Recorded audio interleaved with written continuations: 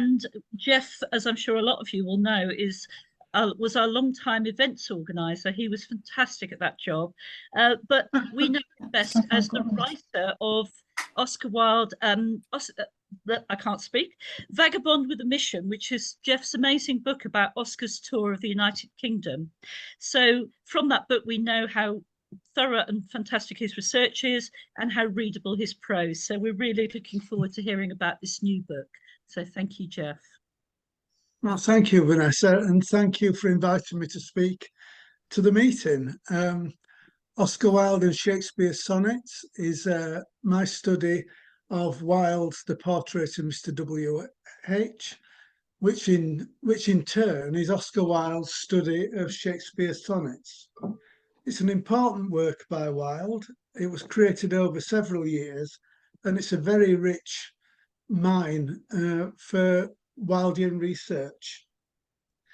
Montgomery Hyde, one of Wilde's better and early biographers, said that Wilde's first homosexual experience was with Robert Ross in 1886, and it was transformative. And following that, he studied the lives of Plato, Michelangelo, and he researched Shakespeare's sonnets to Mr. W.H. But Wilde was an outstanding classical scholar. He'd been studying Plato for years. I don't think Hyde's observation is correct. I think he's got the whole thing the wrong way around. And I think homosexual characters were already very attractive to Wilde. The idea for the portrait of Mr. W.H. originated in conversations with Robbie Ross in Tite Street in the autumn of 1887. Ross's mother liked to holiday in the south of France, and she usually took a 3-month holiday there. And she arranged, quite surprisingly, I think, she arranged for him to stay with Constance and Oscar Wilde for 3 months as a paying guest. I think Ross's mother was literally an innocent abroad. It looks to be more than coincidental that the penultimate scene in the portrait of Mr. W.H.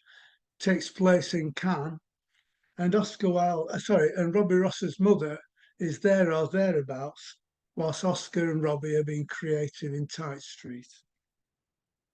Wilde converted their conversations into an article which was published in July 1889, and he credited Robbie Ross with half the article.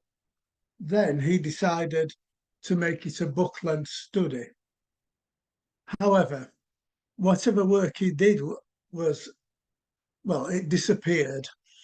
Eventually it was found and published in 1921 by Mitchell Kennelly in the United States, and I'll deal with that a little later.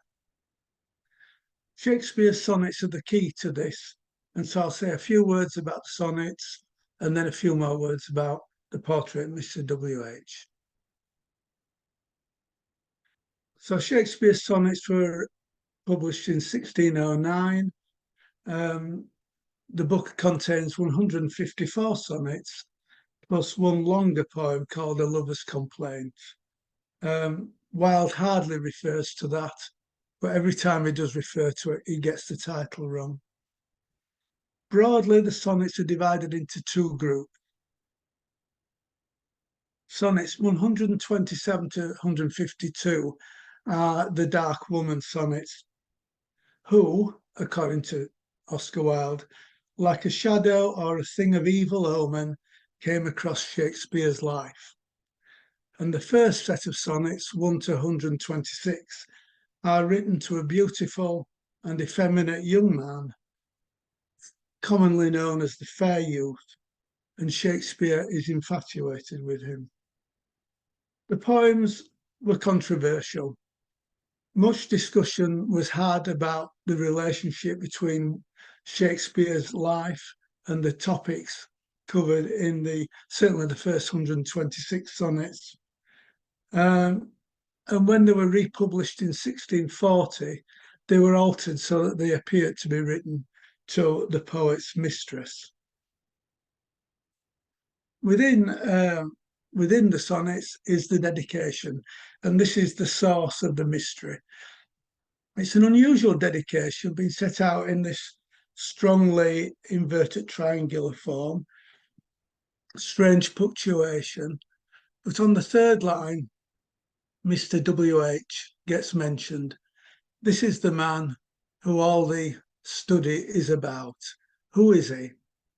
Well, he's described as the only begetter of these ensuing sonnets, and Wilde took that to mean that he was the inspirer of the sonnets, and that sonnets 1 to 126 were written to him. Now, there are clues to his identity in the sonnets. Wilde suggested that sonnet 135 uses the word will a number of times, and that indicates the poet's name and the fair youth's first name as well. And sonnet 20 gives us a clue to his surname, and the line reads, "A man in hue, all hues in his controlling." And whilst that isn't Wilde's discovery, it was discovered by Thomas Tyrwhitt in the 18th century, but that then gives us his surname. So his name is William Hughes, or Willa Hughes, as Wilde liked to call him. Strangely, this important dedication is published in the magazine Wilde had his article published in, and they get it wrong. They get the wording, positioning wrong, the punctuation's wrong, and yet Wilde doesn't notice this. He doesn't comment on it. When he gets the magazine itself, he ends up pasting this page into a notebook so he can edit it, and he never notices that it's incorrect. I think the conclusion is that Wilde is more of a guy for inspiration than for checking the detail. The next thing we hear about the portrait of Mr. W.H. was when Wilde met Charles Ricketts on the left and Charles Shannon on the right. These two lovely portraits painted by Charles Shannon. They were partners and artists together.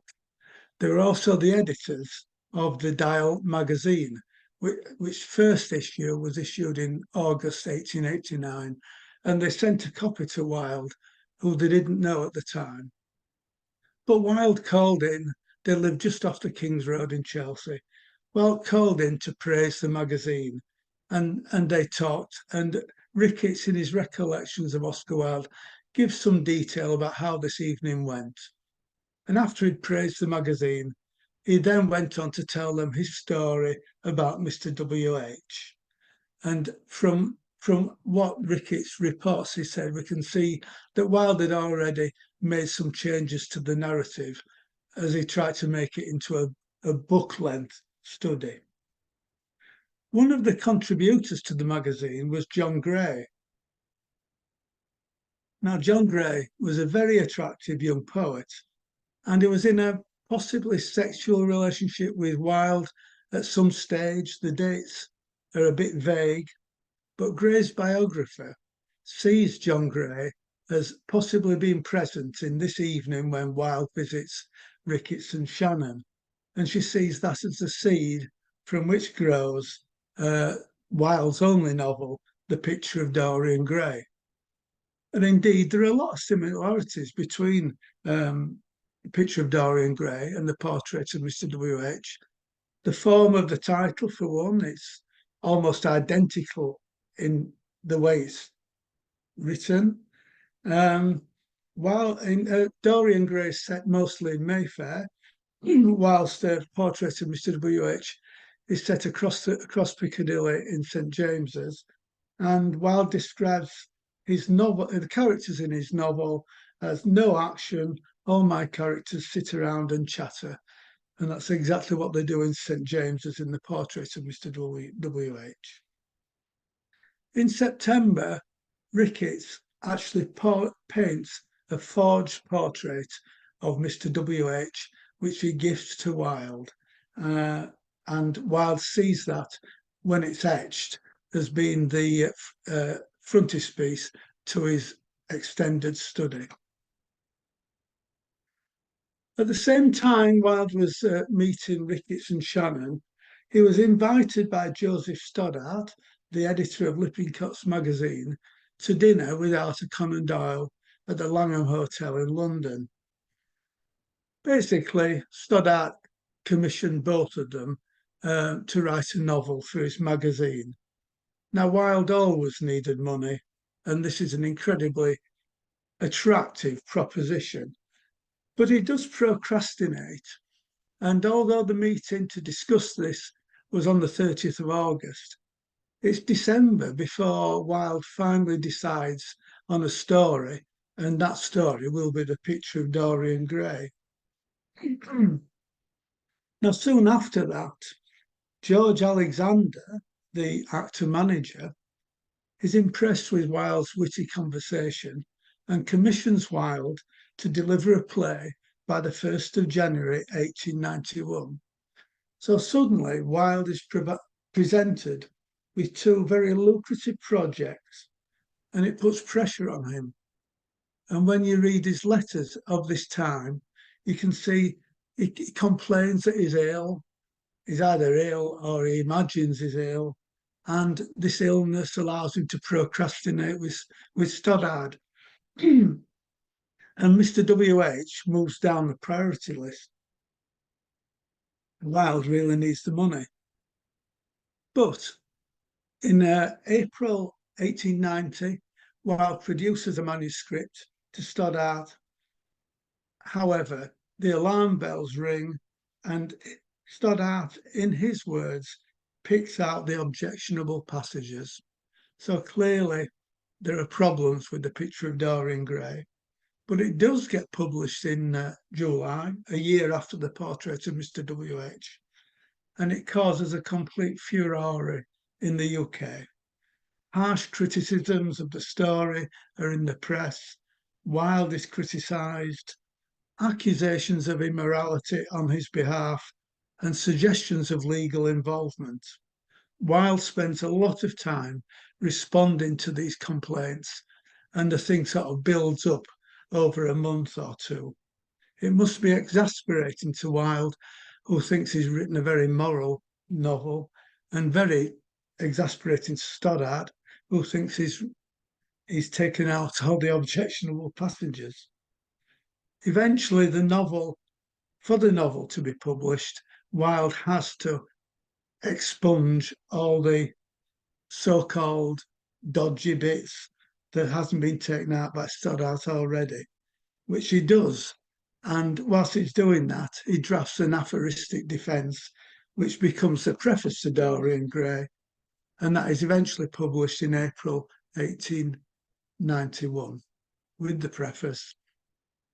And it's very quickly followed by Intentions in May, which is his volume of critical works, Lord Arthur Savile's Crime in July, which is a collection of short stories, and A House of Pomegranates in November 1891, which is his collection of more adult fairy stories. In the meantime, he misses the deadline for Alexander's play, which must cause him more pressure, and he writes to Alexander in February and in the summer of 91, apologising for the delay. Now, the next time we hear about The Portrait of Mr. W.H. is when Wilde is discussing with John Lane and Elkin Matthews the publication of several of his works, including Mr. W.H., which has become entitled The Incomparable and Ingenious History of Mr. W.H. However, Lane advertises it thoroughly in all his publications, but it's always in preparation.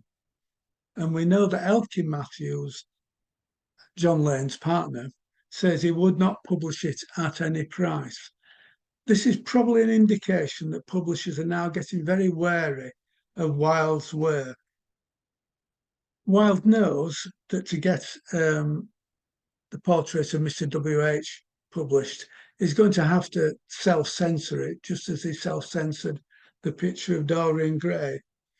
And one of the key phrases, which seems to have been scandalously homoerotic in the 1890s, is when one male character puts his hand on the shoulder of another main character.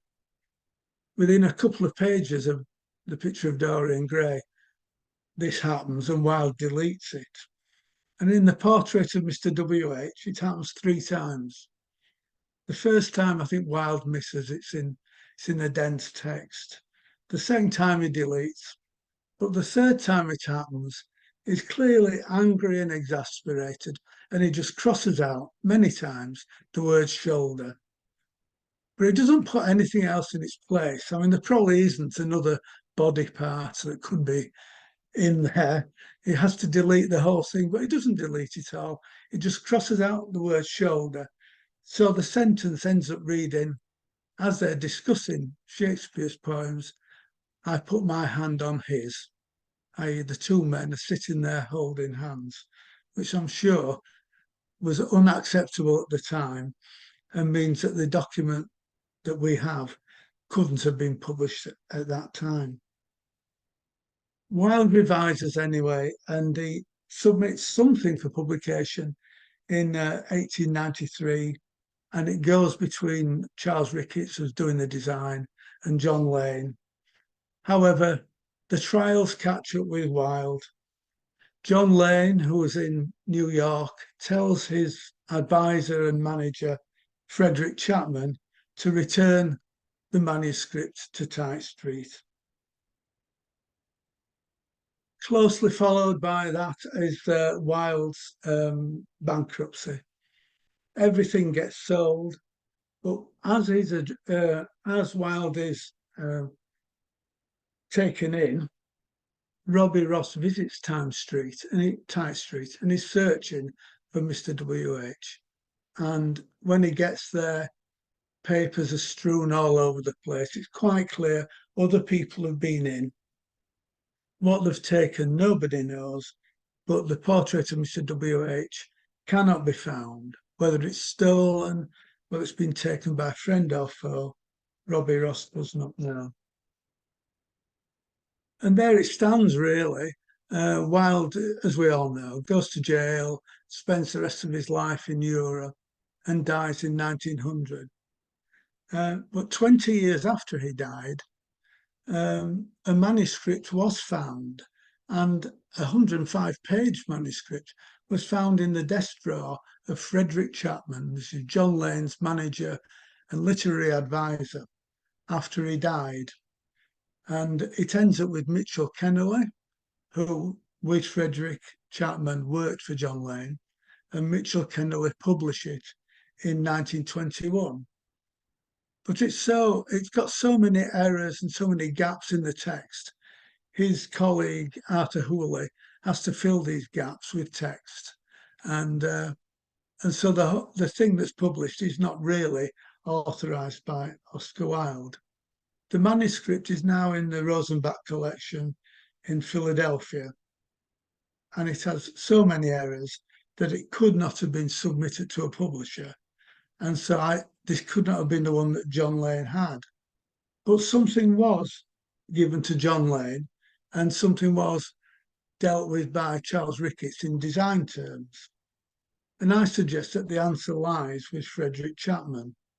And the hypothesis I suggest is that John Lane is so worried by the fallout from the picture of Dorian Gray and what his colleague Elkin Matthews has to say, that he gets his manager, Frederick Chapman, to investigate and get sight of the manuscript. And I think Chapman does that. He probably meets Wilde. And at this time, Wilde often got his drafts typed as a part of the process of creation. And I think Frederick Chapman probably got it typed for Wilde, returned the typescript to Wilde, and put the manuscript in his drawer and left it there. And it was found 30 years later. So in summary, Wilde and Robbie Ross started off the portrait of Mr. W.H. in 1887. It's a very important work. Much of Wilde's other works were written at the same time, in parallel, and there is some feed across between them all. The portrait of Mr. W.H. exists in 2 states. There's an article authorised by Wilde, and there's a lengthy manuscript. And we don't really think, I don't think, that that's his final word on the matter. It's riddled with errors, there are gaps in the text, and inconsistencies. Finally, the 2 mysteries that I'd love to be solved. What happened to the final manuscript that Wilde produced? I think Frederick Chapman knew something about it. And Ricketts' portrait was sold at the bankruptcy auction, sold to a dealer who sold it on, and it's disappeared. So I hope both the portrait and the final manuscript are out there somewhere, just waiting for us to find them. Thank you. Okay, waiting for us to find. Thank you, Geoff. That was really, really interesting. We do love a literary mystery, obviously, and that was just so clear and concise and fascinating, and just makes me want to finish your book. I'm about halfway through, I confess. So really, really lovely to hear. I particularly like hearing about Ricketts and Shannon. So yes. What do you think happened to the portrait, seriously? Well, at the auction, it was bought by a dealer, and he sold it on, but there's no record of who that was. So somebody did have it, and I don't know where it's gone. Well, hopefully one day it'll turn up. Would anyone like to ask? It does, yeah. Anyone like to ask Geoff any questions about that? I can't see the screen with everybody on, so if you do, unmute yourself and speak, because the slides are still up and I can't see people's pictures. Does anyone like to ask anything? I do. Hello? Speak up if you do. Hi. Yeah, how do I get the book, your book? It's on Amazon. It's called Oscar Wilde and Shakespeare Sonnets. Right. If you type in that or my name, you'll find it on Amazon. Okay. Thank you. Thank you. Thank you, Beverly. Does anyone else like to speak? Geoff. Yeah. Thank you so much for writing this book and for giving some attention to WH. I've worked with the Rosenbach manuscript a bit and find it fascinating and kind of puzzling too. I was wondering, with your missing manuscript theory or typescript theory here, is there anything or what's the biggest piece of evidence to your mind that this typescript would have actually been produced aside? I mean, I'm thinking of the advertisement that says it was in rapid preparation. Is that what you were thinking of, or is there other evidence that he would have been working or had in his possession a typescript? Well, I think the Rosenbach manuscript is in such a state that any printer trying to print it would immediately come in, hit a blank wall, because there are gaps in the text. So I just think it could not have been a submitted document. So I think it's an interim draft, and it's clearly left in the middle of creation, because Wilde, he changes one description of the portrait and fails to change the other description of the portrait in the same way. So Wilde is clearly not checking through. It's an unchecked. So I think it's in a state which could not be submitted. But when you look at the letters between Wilde and Lane and Ricketts, clearly something gets submitted sometime after 1893. And I'm puzzled by that. And so I agree, my suggestion is a hypothesis. But it's the only way, I think, past what could they be dealing with that isn't the manuscripts that the Rosenbach have got. So there's no proof. I mean, I'd love something to turn up But I mean, something must have been produced, and that is what I think happened. Thank you. Okay. Any other questions, anyone? There I was a have question. Sorry, Eric. Yeah. So I have a copy of Yeah. the 1921 Yeah. portrait, and I just want to check. I also have your book, by the way. I haven't read it yet, but Well done. but I love the story and I love the sonnet, so I'm delighted that you've done all this work on it. But are you saying that the 1921 publication was based on the corrupt manuscript, or something we don't have yet? No, it was based on the corrupt manuscript. And Mitchell Kennelly had his cousin, Arthur Hooley, who worked for him and was his literary advisor, to go through the manuscript. And I think Hooley filled all the gaps in. But I mean, but one of the gap fills is incorrect. So we clearly don't know what, excuse me, what Wilde intended to put in these textual gaps. But they've been filled in without telling the reader that they've been filled in by Mitchell Kennelly's staff. I see. And Okay. and interesting, what I was just alluding to about the portrait, Wilde radically changes the appearance of the portrait in one location and fails to follow it through in other locations. But if you look in your 1921 book, when you get to the description, you'll find that they have not incorporated Wilde's change because they clearly didn't know what to make of it, because he's changed the image and not changed it elsewhere. So they've deleted it and they've taken no notice of it. So the 1921 is not only a printing of this unfinished manuscript, it's a corrupted version of it in any case. Interesting. Okay, great. Thank you. I'll read about it in your book. Yeah, good. Thank you. Yeah. Geoff, will you be bringing that book along on the 18th of October to the dinner? Will there be Would copies you like to? available? Would you like to I buy want one, one. JD? I do, yeah, I want one. Okay, I'll bring you on. Yeah, I'll probably be over there for the dinner, so I'll pick it up then. Right. I Well, look I forward- I haven't look booked forward- yet. I'm hoping there's a place left for me. But There'll hopefully always I'll be see you places. there, Jay. I don't think, but I hope to be there. I'm just trying to Right. get the logistics together. Mm. So I look forward to giving you the opportunity of buying me a pint. Or vice versa. All right. Fantastic. Anyone else got any questions?